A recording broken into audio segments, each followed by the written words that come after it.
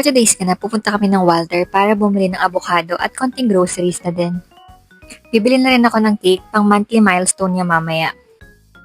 Saglit lang kami kaya nakauwi kami agad. Nakakatawa naman to, bigay lahat ni Walter Mart, libre lang, inabot kanina sa counter, ang dami. Ito nga, sinimulan ko nang i-prepare yung food ni Dustin. Kalahati nga lang inilagay ko sa food masher. Kasi 2 to 3 teaspoon lang naman yung kakainin ni Dustin.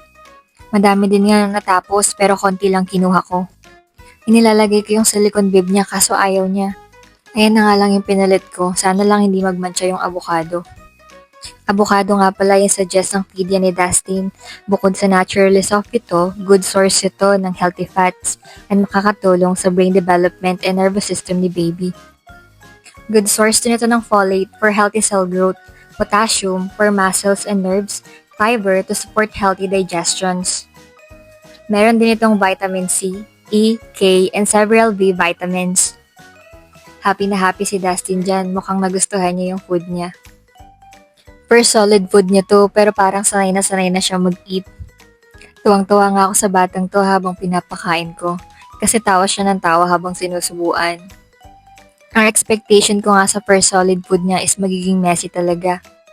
Pero halos nakakalahati niya na yung avocado. Malinis pa rin yung bib niya, hindi pa siya nagkakalat. Puting-puti pa naman yung damit niya, mukhang mahirap labhan. Masarap na sarap nga siya sa avocado, hindi niya niluluwa yung mga sinusubo ko. Dapat nga steak ang first solid ni Dustin, kasi yun ang gusto ng daddy niya. Kasi nakikita daw niya sa FYP niya na kumakain yung baby ng steak bilang first solid food. Kaso hindi pinayagan ng pedia. Suggestion nga ng pedia na mag-start muna sa mga naturally soft na vegetable and fruits. Nag-i-introduce na rin kami ng water kay Dustin. Pero sabi ni Doc, pakonti-konti lang muna ang bigay ng tubig, wag biglain ang baby.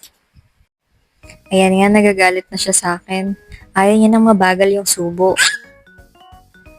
Ayaw din niya na konti yung laman ng kutsara niya. Gusto niya puno. Si Dustin na mag-voice over. Okay, sige. Share tayo sa mic. Happy tummy, happy baby. Pagkakain nga niya, naghintay lang kami ng 30 minutes tapos pinaliguan ko na din.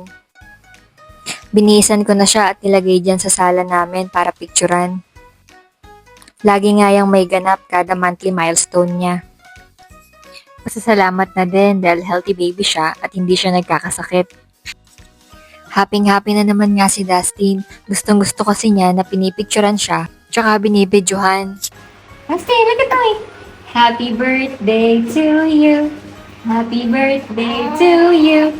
Happy birthday, happy birthday. Happy birthday to you. Yay! Kiss mommy. Wow, abang natin kandala. 1, 2, 3.